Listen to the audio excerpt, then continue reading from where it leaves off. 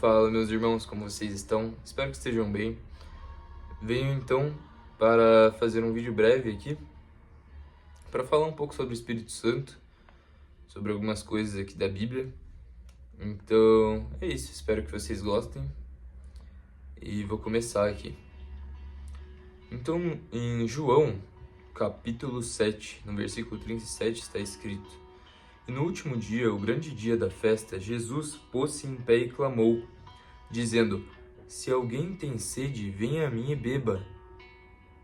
Se alguém tem fome, tem sede no seu espírito, no seu coração, sede da verdade, sede da justiça, sede do amor de Deus, da paz de Deus, venha a mim. Quem crê em mim, como diz a Escritura, rios de água viva jorrarão do seu ventre. Então, esses rios de água viva são os frutos do Espírito, são as palavras de Deus. E as palavras de Deus, o que elas são? São vida, né? Então Jesus Cristo fala: Eu sou o pão da vida que desce do céu. Eu, em verdade, vos digo que o maná que foi enviado a Moisés e aos hebreus, que desceu do céu, não era o pão da vida. Eu sou o verdadeiro pão da vida. Então foi isso que Jesus falou. E também no início aqui acompanhe o raciocínio. No início do livro de João, o que ele fala? No princípio era o Verbo. E o Verbo estava com Deus. E o Verbo era Deus. Então, o que é verbo? Palavra. Então Jesus é a palavra de Deus. E Jesus fala que Ele é o pão da vida.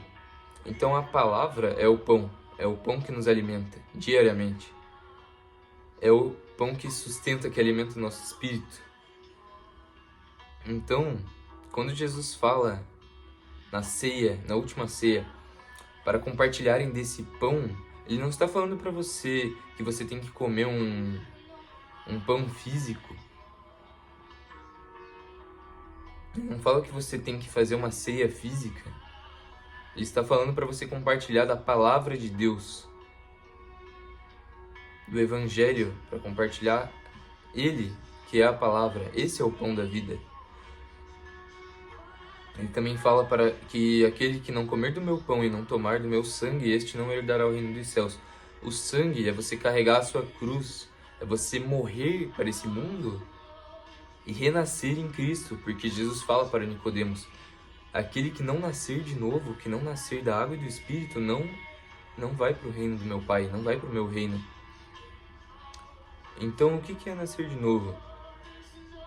É você reconhecer Jesus Cristo como seu Senhor e Salvador, você reconhecer o sacrifício que Ele fez na cruz para você, para a sua vida.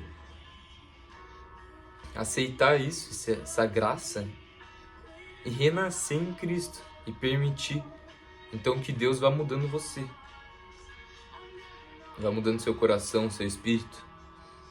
Então, não estou falando que é errado você participar de uma ceia física, só que infelizmente muitos falsos pastores distorcem isso, e a igreja romana vem há 2000 anos praticamente distorcendo isso, e não levem para o coração, não levem a mal. Eu só estou aqui sendo mensageiro da verdade, e que simplesmente está escrito na Bíblia aqui, simplesmente o Espírito Santo revela às pessoas que buscam a verdade. Então, é isso. Estou falando aqui para quem quer saber a verdade. Então, o que acontece? Em algum momento na Bíblia é falado para você tomar uma hóstia? Em algum momento Deus falou para isso ser feito? Não. O que é a hóstia? A hóstia é um pãozinho redondo dado na Igreja Católica, e que também o protestantismo, muitas igrejas evangélicas fazem isso também, essas ceias, a hóstia. Só que não era isso que Jesus queria. A hóstia, ela é redonda porque, quando você vai estudar a história, da onde que veio, da onde que a Igreja Romana trouxe a hóstia? De rituais pagãos, de deuses pagãos, O negocinho redondo representa o Deus Sol. Representa... Enfim, eu nem quero entrar em detalhes sobre isso aqui, mas representa o Deus Sol. E está escrito em um cânon da Igreja Romana que aquele que diz que a hóstia não é verdadeiramente Cristo que está morrendo ali, que seja anátema, ou seja, que seja amaldiçoado. Isso é um documento oficial da Igreja Católica que é válido até os dias de hoje. Então, para eles, e eu não estou aqui para ofender um indivíduo, estou falando do sistema e da instituição. Para eles, Jesus Cristo está morrendo no momento que você consome aquela hóstia. Só que, o que a palavra de Deus tem a nos dizer sobre isso? Jesus Cristo fez um único sacrifício, eficaz, perfeito, o Cordeiro de Deus, que veio sem pecado para esse mundo. Não, já teve uma concepção imaculada, somente ele. E não como também um papa, em 1700 e pouco, 1800 e pouco, falou com 50 mil pessoas na frente dele, que Maria que foi imaculada em sua concepção. Não, ela não foi imaculada, ele tirou isso da cabeça dele. Apenas Jesus foi imaculado, apenas ele é sem pecado, apenas ele é o único intercessor entre o Pai e nós. Apenas ele fez o sacrifício que nos reconecta com o Pai, porque a palavra de Deus em Isaías nos fala: os nossos pecados fazem separação entre nós e o Criador. Mas então, Jesus Cristo vem para poder nos reconectar com o Pai. Então Jesus Cristo fez um único sacrifício eficaz. O Cordeiro perfeito de Deus que se entregou. Ele se entregou. Ele já diz, ele já fala aqui, é só ler o Evangelho de Mateus, de Lucas. Ele mesmo já falava: o Filho do Homem será entregue aos gentios, não, aos escribas e aos fariseus. O Filho do Homem será morto, entregará a sua vida para salvar a muitos, e ao terceiro dia ressuscitará. Ele mesmo já fala isso. Ele se entregou, ele não foi assassinado como alguns dizem aí. Então, é isso. É muito fácil eu pegar, participar de uma ceia, comer um pãozinho e falar: eu tô vivendo aqui o que Jesus falou. Não é fácil. Jesus quer muito mais do que isso. Ele quer que você fale do Evangelho, que é o que eu tô fazendo aqui. Só um canal de Deus. Mas ele quer que você também faça isso. Ele não quer que o padre faça isso, que um pastor faça isso. Ele quer que você tenha uma relação íntima com ele, que você ore com ele, que você conheça ele. Porque se você for pro céu, você vai estar a eternidade com Deus.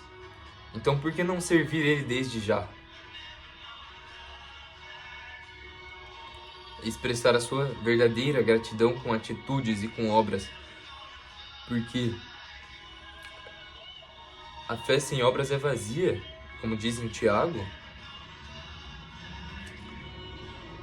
Porque é pelas obras que se conhece, é pelas obras que se revela o fruto do Espírito Santo, o fruto de que você é salvo. São as obras. Não é ela que te salva. A salvação vem pela graça de Jesus Cristo e não vem de nós, para que nos gloriemos. Mas é preciso que você frutifique, para mostrar que você está nele. Então, versículo 39.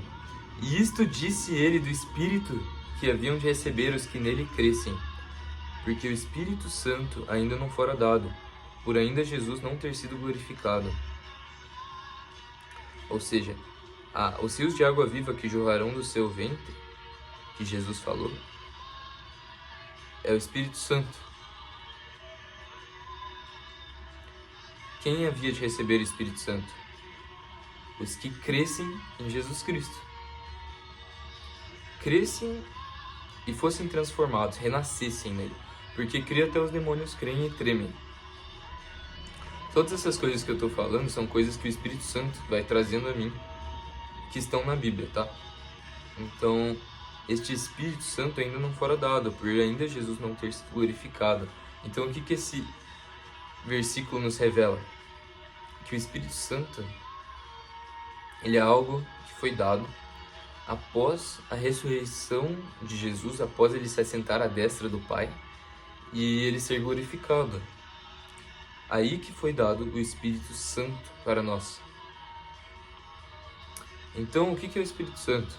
O Espírito Santo é o Espírito de Deus. Assim como tem o Pai. Olha, eu não sei exatamente no que você crê, se você crê na Trindade. Enfim, independente de você crer na Trindade ou não, existe o Pai, né, o Criador, e existe o Filho, que é Jesus Cristo, e existe o Espírito Santo. E eles estão conectados. Agora, se você crê que eles são exatamente um, ou que eles apenas estão conectados, isso não importa, mas eles existem. Né? Porque tem essa questão, essa divisão em relação à doutrina da Trindade. Mas o que importa é que o Espírito Santo existe, que ele é dado como um presente de Deus e que ele nos guia, nos convence do pecado. Ele é que opera milagres nessa terra de cura,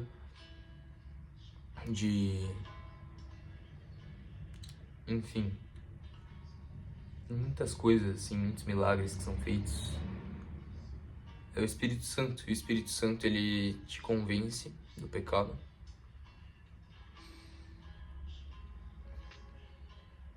Ele faz você às vezes se arrepender de algumas coisas.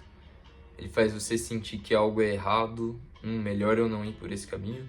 Ele faz você estar no lugar certo na hora certa, muitas vezes para ajudar alguém.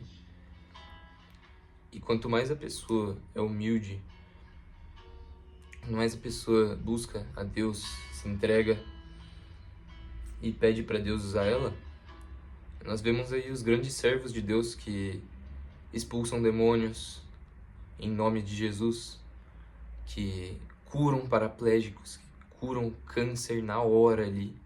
Isso é real. Não estou falando que tudo é verdadeiro, mas as curas que existem são operadas através do poder do Espírito Santo, que é o Espírito de Deus que habita em nós. Então é isso. Essas foram as mensagens desse vídeo. Se você já tem o Espírito Santo, eu vou fazer uma oração aqui por vocês. Aquele que não tem o Espírito Santo ainda, eu oro para que o Criador o batize agora em nome de Jesus Cristo, que envie o Espírito Santo para que ele possa trazer vida, trazer os frutos, que são a paz que transcende todo entendimento, o amor fraternal de Deus perfeito e todos os frutos, temperança, paciência, longanimidade, todas essas coisas, que o Senhor possa te batizar com o Espírito Santo. Aquele que ainda não tem ou não tem certeza que tem, que a pessoa possa nascer de novo em Jesus Cristo. E aquele que já tem o Espírito Santo, que seja cheio do Espírito Santo em nome de Jesus. Que seja cheio do fogo do Espírito Santo, para que possa ter com você a presença de Deus e que não seja apenas os outros, alguém especial, mas você mesmo possa operar coisas maravilhosas no tempo que você estiver nessa terra, operar milagres, operar profecias e principalmente compartilhar da palavra de Deus, pois a verdadeira profecia é o testemunho de Jesus Cristo, como está escrito no livro de Apocalipse. Esta é a verdadeira profecia. Então é isso. Eu agradeço a vocês. Tudo isso em nome de Jesus Cristo. Então eu agradeço a vocês que assistiram esse vídeo. Que vocês tenham um ótimo dia. Não sei que horas, não sei que dia você está assistindo esse vídeo. Mas que o Pai possa te abençoar muito. E, enfim, se inscreva aí que não é inscrito para mais vídeos, assista a outros vídeos, deixe seu gostei aí para apoiar o canal. E é isso. Quem quiser que eu deixe uma mensagem aí pra você, pede pra eu mandar um salve aí nos comentários. E é isso. Um abraço a todos e é só o começo.